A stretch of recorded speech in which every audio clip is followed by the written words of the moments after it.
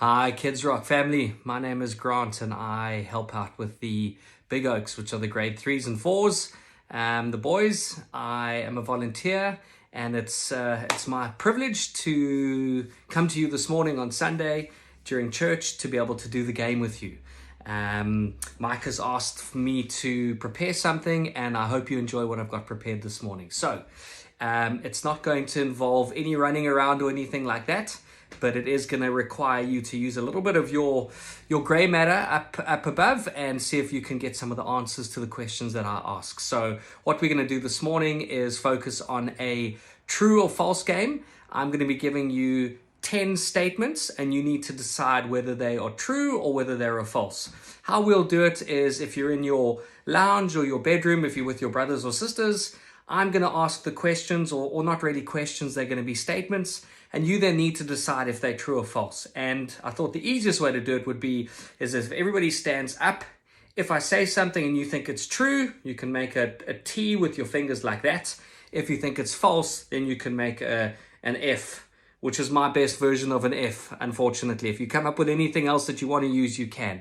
At the end of the 10th question, if you're still standing, then you are the winner. Every time you get a question wrong, you're going to have to sit down. Okay, so I had to think long and hard in terms of what theme I was going to use for my true and false situation. I thought, should it be scientific? Should it be astrology, the universe, the planets?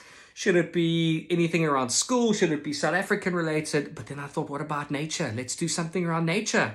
I don't know if any of you have been watching the Wildlife, a Wild Earth series on YouTube where you can go on virtual game drives. It's very cool. If you haven't seen it, check it out. I then thought that's a great thing. Let me get these questions regarding nature. And then I also wanted to get two new additions to the family to help me. The one is a 7-month-old little boy, and the other one is a 1-month-old little girl. And I wanted to show them to you just before we start.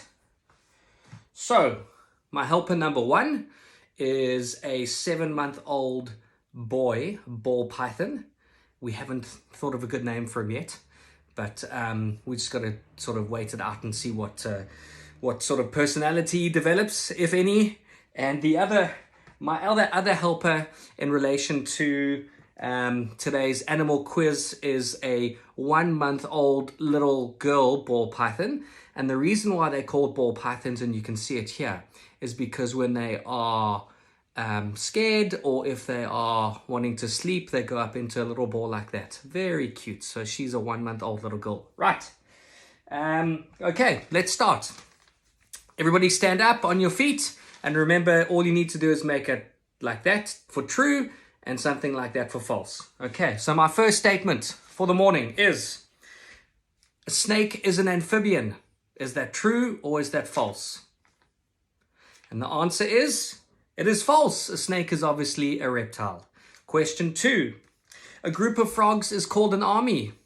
What do you think? Is that true or is that false? Is a group of frogs called an army? And it's true. It is called an army. Question 3. A giraffe's tongue is black and blue. Check out your tongues. Mine is pink. Do you think a giraffe's tongue is black and blue or pink? And the answer is true. A giraffe's tongue is black and blue. Question 4. A Tyrannosaurus rex is a species of crocodile. Is this true or false? A T-Rex is a species of crocodile. And the correct answer is false. It's obviously a dinosaur. Question 5, or statement 5. Seahorses have teeth. Is that true or is that false? Seahorses don't have teeth, so it's false. Question number 6. A horse is a herbivore. What do you think? A horse is a herbivore. Is that true or false? Do you know what a herbivore is? And the answer is true. Yes, it is a herbivore. Thank goodness it's a herbivore. A herbivore means that it eats plants and grass. If it ate meat, it would be a problem. There wouldn't be many people riding horses. Question 7. A baboon is a type of ape. What do you think? A baboon is a type of ape. True or false? And the answer is false. It is a type of monkey. Statement number 8. A zoologist is somebody who studies animals. What do you think? Is a zoologist somebody who studies animals? Do they do accounting? Do they put out fires? Do they drive people around? What do they do? And the answer is true. A zoologist does study animals. Question number 9. A chameleon is not able to change its colors. What do you think? Is that true or is that false? Think about it. The statement is a chameleon is not able to change its colors. And the correct answer to that is false. It can change its colors. I'm sure all of you have seen that a chameleon, if it's put onto a different surface, will change its color according to that surface. And that is done either to hide, camouflage itself, and also to stalk prey as well. Question 10, which is the most difficult one.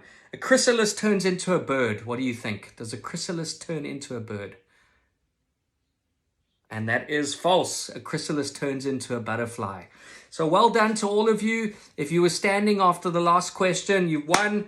And if you were sitting after the last question, it doesn't matter either. This was just for fun.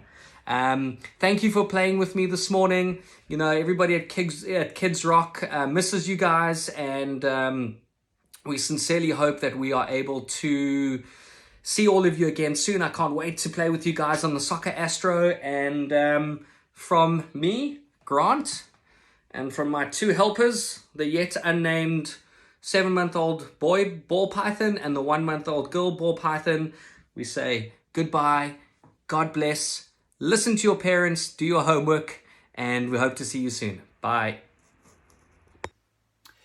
Hey everyone, it's great to see you again for another week of Heroes of the Faith. My name is Mike. I'm one of the Kids Rock leaders at our Rondebosch congregation. So to all our Bosch AMers out there, a big welcome. It's so wonderful that you're joining us. And just know that I miss you. I can't wait to see you again when we can be back in the room together, worshiping Jesus together. And of course, a big welcome to everyone from our other congregations and anywhere else you may be joining us from. A big welcome to you. We're learning about heroes of the faith. But before we get to today's hero, I want to ask you a question. The question is, what do you love about your brother or sister? Have you got an answer to that question? What about this question? What do you not love about your brother or sister? Maybe you have more answers to that second question than the first one. You see, I grew up in a home with 4 brothers. Can you believe it? 5 boys in the home. That's a lot of boys. But there was always someone to do something with. So that's one of the things I loved. We would climb trees together. We would go and ride our bikes together, play cricket together in the garden. So many things we could do together because there's always someone around. Some of the things I didn't like so much was we had to share everything, you know, sharing all of the dessert. Or I shared a room until I was 17 years old. Or sharing clothes. I got hand-me-downs that were hand-me-downs already. And so wearing old clothes all the time. Those were some of the things I didn't like. But you know, one thing I would never know about was what it's like to be a twin. To have someone who was born on the same day as you and sharing that birthday every year. Maybe someone who's in the same class as you at school. And maybe someone that people get confused about who's who because you look so similar. Well, I've got some friends at Kids Rock at Rondebosch who are twins. And they have sent some videos in and they're going to tell us what they love about being a twin and what they don't love so much about being a twin. So over to you, kids. Hi, I'm Eva. And I'm Rachel. Hi, my name is Shane and this is my brother Nathan. Hello everyone. Tell me, what's the best part about being a twin? You get to trick people and you always get to be with your best friend. Yeah. What I like about being a twin is I can share all my thoughts with my twin. What I like is that I've got someone to blame because he almost does almost all the same things as me. I like sharing a room with my brother. I like having my brother to play with me. What I like as being a twin is when I get to spend time and watch TV with my sister. And also because I love my sister. I like my sister because she always gives me hugs. The best thing about being twins is that you are friends and that you never learn. What's the hardest part about being twins? When people say that you have to talk at the same time and be in the same class and do the same thing and dress the same. What I don't like is that I have to share all my clothes apart from my underwear with my twin. What I don't like is that I only get half the stuff that I'm meant to. I don't like about having a brother because we're in a different class and we have different homework. I don't like it when we fight and we have to be separated. One thing about I don't like is when I don't get to see my sister. One thing that I don't like is when my sister always has to make me do everything and not tidy up with me. And the worst thing about being twins is that you have to share the same bedroom and there's less plans. And the worst thing about being twins is that you have different classrooms at school. Bye. Those are some really cute videos, right? Thanks so much to those boys and girls who took time to film those answers. We really appreciated that. You know, we're doing Heroes of the Faith at the moment, and we've looked at Noah and then Abraham and Isaac, and the next hero, a guy called Jacob, you know, he was a twin.